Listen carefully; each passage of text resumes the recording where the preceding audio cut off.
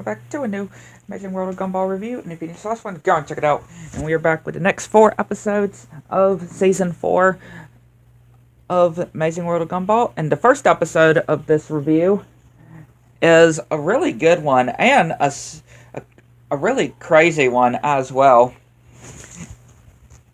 And it starts with this old man trying to look for his cat, and he just hears Richard making noises with his mouth as well. Which, yeah, I'm not surprised with that. And then he sees his cat, which his cat is backing up at something, and the old man, gets dragged under his car. Yeah, something grabs him and takes him under his car. And then we see the news report saying that different people are going missing. Is it because of teenagers and because of different other things that it's showing? And showing the old man picture and putting flyers up, which Gumball and Darwin tried to investigate. And they see the trash can moving, and we see the old man's cat, which, yeah, scratches up Gumball pretty bad. And they see something under the car, and it's this disgusting green thing. And apparently, they go to NIE's to try to figure out what it is, which of course they leave. And they see some torn clothing. And, yeah, the police are investigating of the missing people. And, yeah, Gumball and Darwin realize that the clothing laid under their house, their own house. And NIE's is still looking up, trying to figure out what this could be. And apparently, it's an egg that is made by the same species as their turtle, their pet turtle, evil pet turtle. Which, yeah, the egg has hatched and is attacking, it scratches and attacks NIE's, which, yeah, they realize that their turtle, the turtle, which, again, it is an evil turtle for sure, managed to escape. And we actually see it, which then gets caught by animal control. And Nicole looks under the house and sees thousands and loads and loads and loads of eggs. And even people that were missing are underneath their house as well. And the eggs hatch. And all the baby little turtles start rampaging around the Elmore and causing chaos as well, and biting people, and causing all these different things to happen, and causing a helicopter as well to crash down. And they go to the pest control, and yeah, they agree that they can actually be able to help, which, yeah, Nicole just knocks the pest control guy out with a trash can. And yeah, they're about to get Mr. Robinson and his wife, and they get the turtle, which of course lures the turtles, and they're starting to drive and saying goodbye to their turtle, and jump out, and ends up in the water, and the babies end up following it, and then they just go and chew up this whole cruise ship, or not an exact cruise ship, but you know, this ship, and it manages to sink in the water. But yeah, a crazy episode for sure. And then we go to the next one, which starts with Gumball, Darwin, and Tobias playing on the computer in the library, and Gumball is getting attacked by Tobias, yeah, and his planet, and talking about these points, which are currencies for the game that they're playing, and yeah, Tobias is telling Gumball and Darwin that he'll offer to give some of the points for them to buy stuff in their game. And yeah, talking about having to change his grades in the math. Or, not math, in science. And yeah, Gumball and Darwin ain't really so good with it. So they try to sneak in and change his grades, which they go into the wrong room. And they go in, and apparently they can't change it. Which, yeah, they decide to just draw a marker over it. Over an F. And think that that's satisfying enough. And, yeah, Tobias is looking miserable. Or looking disgusting. though. He's starting to look very disgusting as well. And tells him to do more tasks, like get rid of the weights as well. And again, looking even more disgusting as well. Like he's not even moving from that spot, because you see different candy and drinks all over at the computer, and tells him to do more tasks. Which, yeah, they decide to wax his dad's car, Tobias's dad's car, with hair removal wax. And again, they're even realizing if he's even being okay, because, yeah, he looks horrible. Tobias is looking horrible. And, yeah, he opens up a briefcase, which apparently is nothing, of course, but they still take the bait, because, Gumball and Darwin can be, not bright that many times. And, yeah, they're doing more and more tasks, and Tobias being more disgusting as well. And eventually, after they do all these different tasks, making Tobias's house explode and catch on fire as well. Like, dear Lord, Tobias, you are disgusting looking. And he says that there was not such thing, and that he was using his parents' debit card and did billions, millions of dollars on the game that he used on his parents' debit card. And, of course, they're gonna have no choice but to tell his parents. Which, yeah, they're using imaginary weapons that are apparently working very well and about to get squashed. And, of course, NIE's comes and says, this isn't real.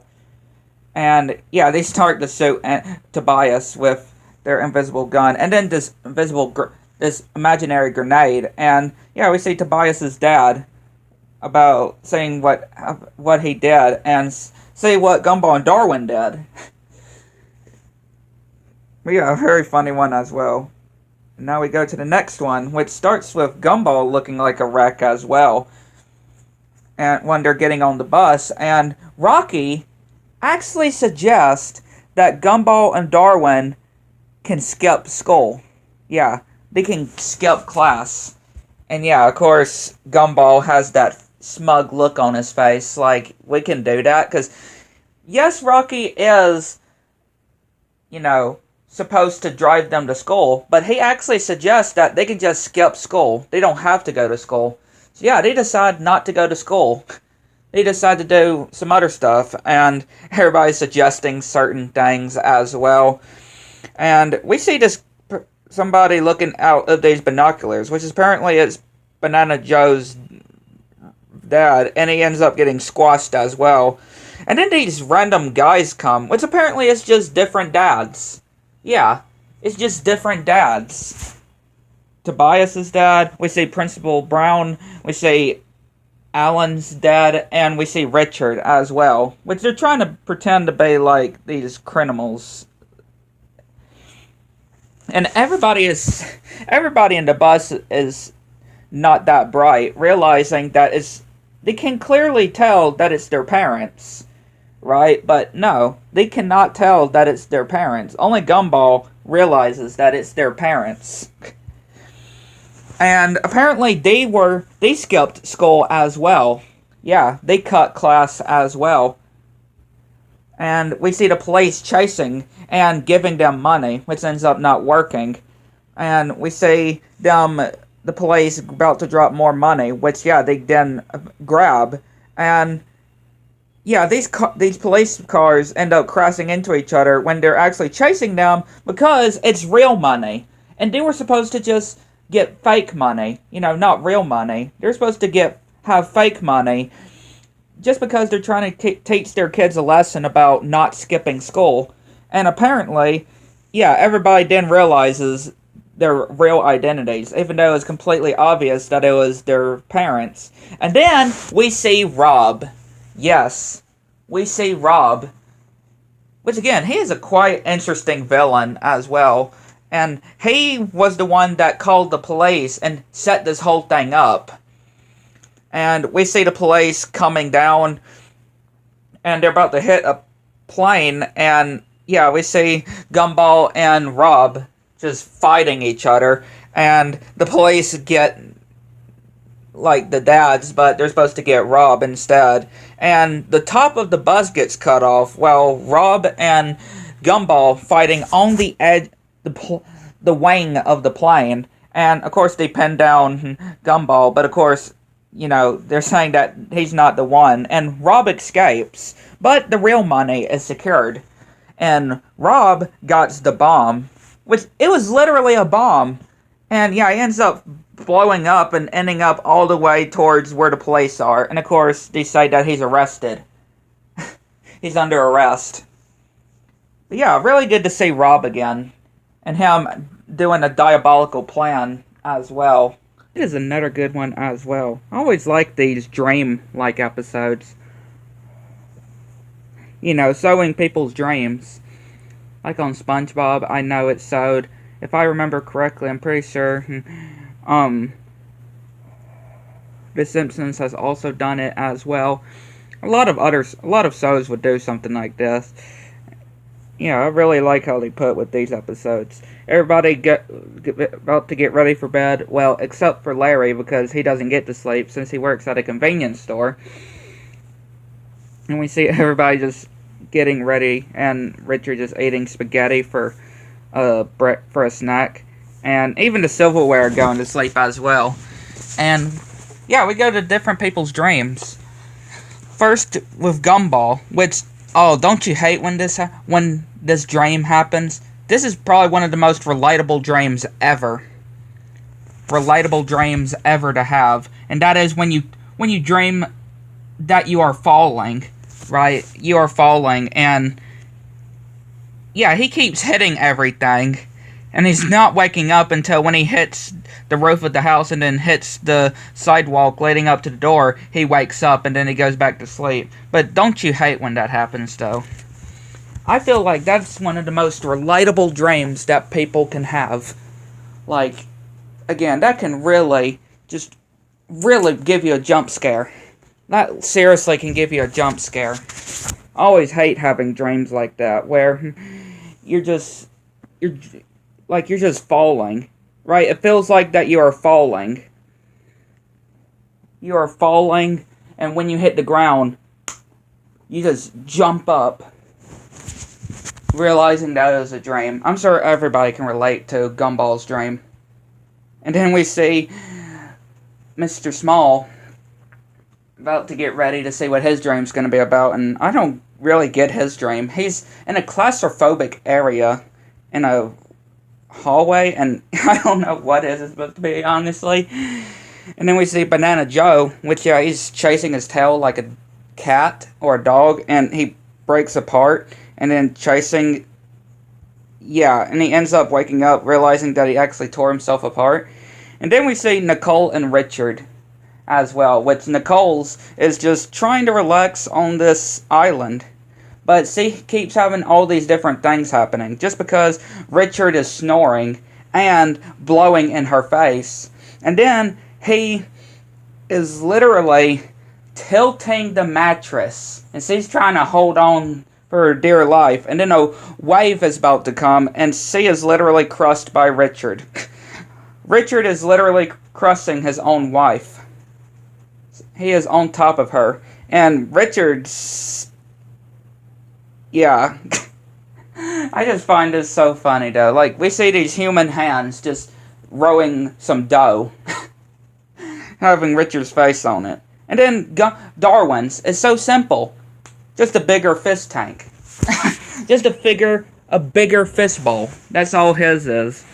And then Larry, which, again, he's trying not to go to sleep. And he sees this weird dessert thing with Richard, and then he goes into this look like apocalyptic area, and then sees himself when he was older, and then he sees himself naked, and then he sees that his mouth is like taped on, and then he realizes that he's in bed even though he doesn't get to sleep. And yeah, when he finally snaps out of it, the policeman does this weird order, and Larry is like, I'm still dreaming, so I can do whatever I want. And he starts messing around with the policeman. And yeah, he gets thrown in jail. He gets thrown in jail for it.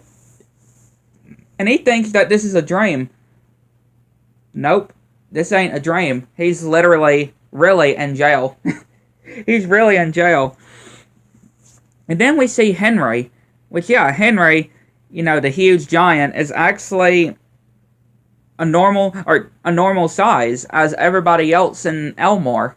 And he's able to do all these different things, like hug people, be in the bus, wearing clothes as well, and even kissing Sarah as well, until he starts to be big again, destroying buildings. And this dream, I can just say, when I saw this dream that she was having, I can just say that it reminded me so much of what it's like in SpongeBob's brain. Because, you know, in the SpongeBob movie, Sponge Out of Water, when Plankton goes into SpongeBob's brain to try to find a secret formula, and we see this weird land filled with sweets and stuff. This is what it reminded me of. I just wanted to mention that. And then, yeah, even that papered mache girl is naked. Yeah, naked in school, even though she could just draw clothes on her, and she's trying to hide places where nobody will see her, and yeah, she's just drawing all over herself with a marker while she's in bed. And Anais' though, Anais' is straight up something creepy like you would see on SpongeBob, where we see pretty much Anais and her Daisy doll switching places. Is her Daisy doll feeding an Anais doll and doing all these torment stuff on her and ripping her, and again causing all these different things to happen. And yeah, Anais is just smiling, but no, that was Daisy's dream. And you're like, what? Like, yeah, the doll wakes up. Like, okay. And then we see the boombox dream, which, yeah, he's actually able to communicate. But apparently, everybody else is not able to communicate. The second time he's able to communicate, everybody else isn't able to. And then we see Mr. and Mrs. Robinson's dream as well, which it's pretty crazy too. And then we see Sussy as well. We see Sussy's dream, which I love it as well. Because we see real life as well, where it shows, yeah, this girl wearing a green, you know, being in a green screen, right? Doing a green screen, wearing green clothes for the green screen.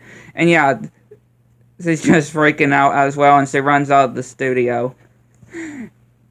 I just find that pretty funny though. Sussy pretty much being a chin of a real life girl.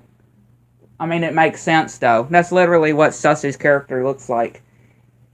And then Alan's dream. I don't know what to say about Alan's dream. We see these clowns, we see this balloon animal, we see these foods being boiled, we see this skull with fire, and he still smiles, like, okay then. And then we just see that the narrator just finishing off, and everybody telling the moon to keep it down because they're trying to sleep, and, well, except Larry, which he's still in jail. And, yeah, the sun starts to come up, and everybody's having to wake up. Yeah, I really enjoyed this one, seeing all of these different characters' dreams. Yeah, I'd like to know what y'all think. Catch you next one.